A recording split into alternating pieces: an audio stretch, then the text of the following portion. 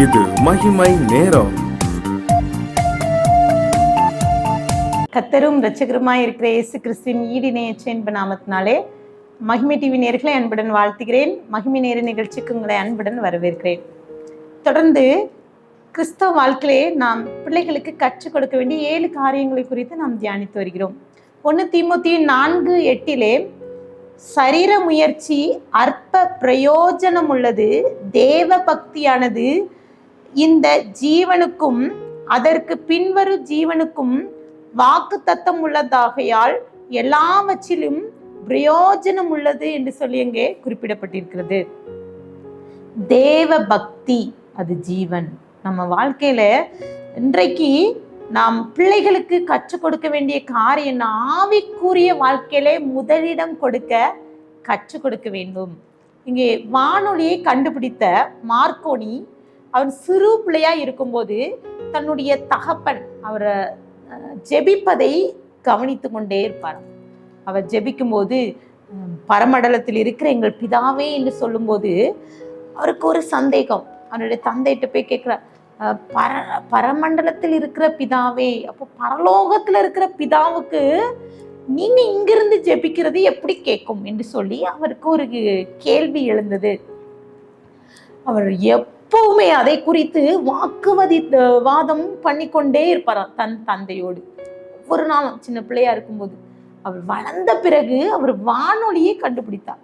அப்பொழுது முதலாக அந்த வானொலி அந்த ப்ரோக்ராம் அது ஸ்டார்ட் பண்ணும்போது அங்கே அவர் பேசின அந்த வார்த்தை, அவர் அந்த ஸ்டேஷன்ல இருந்து அங்கே பேசின வார்த்தை அந்த உலகமெங்கும் போய் சேர்ந்தது. அந்த வார்த்தையை அவர் கேட்டது பிறகு அவர் சொன்னார், ஆமா, இந்த உலக மனுஷனுடைய அறிவினால உருவாக்கப்பட்ட ஒரு கருவினால இந்த உலகத்துல ஏதோ ஒரு மூலையில இருக்கிறவங்களுக்கு இந்த வார்த்தை போய் சேரும் என்றால் பரலோகத்தில் இருக்கிற தேவனிடத்துல நம் ஜெபம் நம்மளுடைய வார்த்தை போய் சேரும் அல்லவா என்று சொல்லி அவர் உணர்ந்து கொண்டார் என்று சொல்லி அவர் உணர்ந்த காரியத்தை குறிப்பீட்டிலேயே அவர் குறிப்பிடுகிறார். பிரியமானவர்களே, இன்றைக்கு கூட நம்மளுடைய பிள்ளைகளுக்கு ஆவிக்குரிய வாழ்க்கையிலே நாம் பிள்ளைகளுக்கு முதலாவது தேவனை கற்றுக் கொடுக்கணும். அவருடைய செயல் அவரை தேவனை முன்னிறுத்த நம் பழக்க வைக்க வேண்டும்.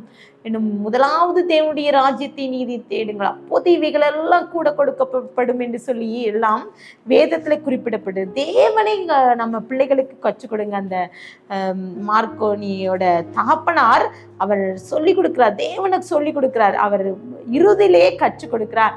இன்னும் லூக்காவிலே நீங்க வாசித்து பார்த்தீங்கன்னா 2ஆம் அதிகாரத்துல 41 52 வசனம் வரை நீங்க பார்த்தீர்கள் என்றால் இயேசுவும் அவன் தாயார் அவனுடைய தகப்பன் யோசேப்பு பாருங்க, மரியாளும் யோசேப்பும் வழக்கம் போல ஒவ்வொரு வருஷமும் எருசலேமில் பஸ்கா பண்டிகை ஆசரிக்கும்படியாக ஒவ்வொரு வருடமும் கலந்து செல்வார்கள். அப்போது இந்த முறை அவர் கலந்து செல்லும்போது அவருக்கு 12வது வயது. அப்போ இயேசுவும் செல்கிறார். அங்கே சென்று அங்கே போயிட்டு அந்த பண்டிகைலாம் முடிஞ்சு திரும்பி வரும்போது இயேசு அவர்கள் கூட வரவில்லை. இப்போது மரியாளும் யோசேப்பும் வந்து கொண்டிருக்கும் போது யோசிச்சு பார்க்கிறார்கள். அவர்கள் என்ன சொன்ன பெற்றோர்கள் அவர்கள் இயேசு வராததே அறியலை. அவர்கள் என்ன சொல்றாருன்னா, இந்த கூட்டத்துல எங்கேயோ இருப்பாருன்னு சொல்லி போறாங்க, விசாரிக்கிறாங்க, எல்லா இடம் பார்க்குறாங்க. மீண்டுமாக அவரை எருசலேம்ல தேடி வருகிறார். அப்போது 3 நாட்களுக்கு பிறகு ஆண்டவராக இயேசு கிறிஸ்துவை கண்டுபிடிக்கிறார். அப்போ சிறு வயது 12வது வயதிலே அங்கே இயேசுவை பார்த்து அவர் தாயார் கேட்குறா. இயேசு கவனித்து பார்க்குறாங்க. அவங்க பெற்றோர்கள் 2 தூரத்துலேருந்து இயேசுவை பார்க்குறா. அப்போ இயேசு எல்லா போதகர்களுக்கு நடுவில் உட்கார்ந்து போதிக்கிறார். அவ்வளோ ஆச்சரியமா பார்க்கிறார்கள். அப்போ இயேசு பேசுறத கேட்டு அவருடைய புத்திமதிகள் எல்லாம் கேட்டு எல்லாரும் ஆச்சரியப்படுறாங்க, பிரமிக்கிறாங்க. அவ்வளோ ஆச்சரியமா அவர் பேசுகிறார். அவரை குறித்து எல்லாரும் ஆச்சரியமா பார்க்குறா. அப்போ இயேசுவின் தாய் சொல்றாங்க, ஆண்டவரை பார்த்து ஆச்சரியப்படுறாங்க. தாய் சொல்றாங்க, அவரை நோக்கி, மகனே, ஏன் எங்களுக்கு இப்படி செய்தாய்? இதோ உன் தகப்பனும் தாயும் விசாரத்தோட உன்னை தேடினோம் அல்லவா என்று சொல்லி கேட்கிறார். அப்போ அதற்கு இயேசு சொல்றாரு, ஏன் என்னை தேடினீர்கள்? என் பிதாவுக்கு அடுத்தவர்களில் நான் இருக்க வேண்டியது அல்லவா என்று சொல்றான். பிதாவுக்கு அடுத்து நான் இருக்க வேண்டியது உங்களுக்கு தெரியாதான்னு சொல்றான். அப்போ இயேசு எப்படிப்பட்டவராய் இருக்கிறார், சிறு வயதிலேயே எப்படிப்பட்டவராக ஆவிக்குரிய வாழ்க்கைக்கு முக்கியத்துவம் கொடுக்கிறார். அப்போ நம்மளுடைய பிள்ளைகளுக்கு சில நேரம் நம்ம சொல்லுவோம், அந்த வசனத்தை அடிக்கடி நம் ஜெப வேளையிலே சொல்வது உண்டு. லூக்கா 3:52 நம்மில் அநேகர் சொல்வது உண்டு, இயேசுவானவர் ஞானத்திலும் வளத்திலும் தேவ கிருபையிலும் மனுஷ தயவிலும் அதிகமாய் விருத்தி அடைந்தார் சொல்லுவோம். அதே போல யாம் பிள்ளையும் ஞானத்திலும் வளர்த்திலும் தேவ கிருபையிலும் விருத்தி அடையணும் சொல்லி அநேகர் சொல்வது உண்டு. ஆமா, பிரியமானவர்கள், இன்றைக்கு இந்த வார்த்தை கேட்டுக்கொண்டிருக்கிற நம்ம இதெல்லாம் சொல்லுவோம். ஆனா ஆவிக்குரிய வாழ்க்கையில் நம்ம பிள்ளைகளை முக்கியத்துவம் கொடுக்கிறோமா? ஆண்டவராக இயேசு கிறிஸ்து சொல்கிறார்களா? அவர் சொல்கின்ற காரியம் என்னன்னா, அவர் சிறு பிள்ளைகளை என்னிடத்து வருவதற்கு இடம் கொடுங்கள், தடை செய்யுங்க. எத்தனை பேர் நாம் தடை செய்கிறோம்? முதலாவது அந்த ஆலய காரியங்கள்ல ஆலயங்கள்ல நடக்கிற எல்லா காரியங்களுக்கும் தடை செய்து வைத்து கொண்டு இருக்கிறோம். நம்ம பிள்ளைகளை நாம் உலக காரியங்களுக்கு எத்தனை டியூஷனுக்கு அனுப்புகிறோம் பார்த்தீங்க. நீச்சலுக்கு ஒரு டியூஷன், செஸ்ஸுக்கு ஒரு டியூஷன் கிளாஸ், இந்த இப்படி ஒவ்வொரு இதுக்கும் கேம்ஸ், ஒவ்வொரு காரியத்துக்கும் பிள்ளைகளை கராத்தே கிளாஸுக்கு, சலம்பம், அப்படி ஒவ்வொரு இதுக்கும் ட்ரெயின் பண்ணுறோம் நம்ம பிள்ளைகளுக்கு. ஆவிக்குரிய வாழ்க்கையில் நம்ம எவ்வளோ வேணும் நம் பிள்ளைகளுக்கு ட்ரெயின் பண்ணுறோம். சண்டே ஸ்கூலுக்கு பிள்ளைகளை எப்படி ஆவிக்குரிய வாழ்க்கைக்கு எத்தனை பேர் அனுப்புகிறோம்? ஒரு மகள் என்னோடு பேசிக்கொண்டார் பாருங்க, வீடு ரொம்ப தூரம், ரொம்ப தூரம்.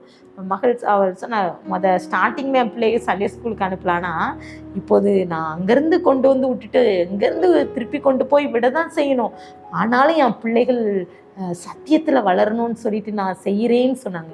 எத்தனை பேர் இந்த காரியம் நம்ம பிள்ளைகளுக்கு ஆவிக்குரிய காரியங்களுக்கு கற்றுக் கொடுக்குறோம். கொலோசியர் 2:3 அவருடைய ஞானம் அறிவு என்பவைகளாகிய பொக்கிஷங்கள்லாம் அடங்கி இருக்குது. அவருக்குள்ள என்னது இருக்குன்னா, ஞானம் அறிவு என்பவையாகிய பொக்கிஷம் அவருக்குள்ளாக இருக்கிறது என்னும் ஆண்டவர் யோபு 28:28 சொல்லப்படுகிறது, மனுஷனை நோக்கி இதோ ஆண்டவருக்கு பயப்படுவதே ஞானம், பொல்லாப்பை விட்டு விலகுவதே புத்தி என்று அங்கே சொல்லப்படுகிறது. அப்போ இன்றைக்கு ஞானத்துக்காக ஓடிக்கொண்டிருக்கிறோம். நம் பிள்ளைகள் ஞானம் வேணும் சொல்லி சென்று கொண்டிருக்கிறோம். ஒண்ணு கர்த்தருக்கு பயப்படுதலே ஞானத்தின் ஆரம்பம். முதலாவது இன்றைக்கு இந்த 5வது நாளிலே இன்றைக்கு கற்றுக் கொடுக்க வேண்டிய காரியம், ஆவிக்குரிய வாழ்க்கைக்கு முதலிடம் கொடுக்க நாம் கற்றுக் கொடுக்க வேண்டும். கலாத்தியர் 4:19 அங்கே குறிப்பிடப்பட்டிருக்கு, என் சிறு பிள்ளைகளே, கிறிஸ்து உங்களிடத்தில் உருவாகும் அளவு உங்களுக்காக மறுபடியும் கற்ப வேதனைப்படுகிறேன் என்று சொல்லி அங்கே குறிப்பிடப்பட்டிருக்கு. இங்க பவுல் சொல்லுகிறார், கிறிஸ்து உங்களிலே உருவாக்கப்பட வேண்டும். எத்தனை பிள்ளைகள் நம்ம பெற்றோர்களே ஆகிய நாம் அந்த பிள்ளைகளுக்கு ஆவிக்குரிய வாழ்க்கையிலே கற்றுக் கொடுத்து அவர்களை உருவாக்குகிறோம். இன்றைக்கு ஆண்டவர்கிட்ட ஒப்பு கொடுத்து ஜெபிக்கலாம். ஆண்டவரே, எங்க பிள்ளைகளை கர்த்தருடைய பாதையில நடத்தணும், முதலாவது தேவனுடைய ராஜ்யத்தை தேடணும் என்று சொல்லி ஆண்டவர்கிட்ட ஒப்பு கொடுத்து ஜெபிக்கலாம். அன்பின் பிதாவே, எங்களோடு பேசியிருக்கீங்க இன்றைக்கு ஏசப்பா. இந்த காரியங்களை ஏசப்பா நம்முடைய சமூகத்திலே வைக்கிறோம். எங்க பிள்ளைகளுக்கு ஆவிக்குரிய வாழ்க்கையிலே முதலிடம் கொடுக்க எங்களுக்கு கிருபை தாங்க. பிள்ளைகளுக்கு நாங்க நடக்க வேண்டிய வழியை நாங்க கற்றுக் கொடுக்க கிருபை தாங்க. இயேசுவானவர் ஞானத்துல வளத்துல அவர் சிறந்திருந்தார் என்று சொல்லி நாங்க கற்றுக்கொள்கிறோம். நாங்களும் கூட ஏசப்பா எங்க பிள்ளைகளுக்கு சிறு வயதிலே அந்த பிள்ளைகளுக்கு நாங்க கற்றுக் கொடுக்கணும்ப்பா. அந்த பிள்ளைகள் ஞானத்தோடு செயல்படணும். உடைய ஞானத்தை பிள்ளைகளுக்கு கொடுங்க ஏசப்பா. கர்த்தருக்கு பயப்படுதல் ஞானத்தின் ஆரம்பம் என்பதை நாங்க புரிந்து கொள்ள, அதை தெரிந்து கொள்ள அந்த பிள்ளைகளுக்கு நாங்க அதை உருவாக்க நீங்க கிருபை தாங்க. துதிகன மகிமை உமக்கே ஏறடிக்கிறோம். மீட்பர் மூலம் கேட்கிற பிதாவே, ஆமேன்.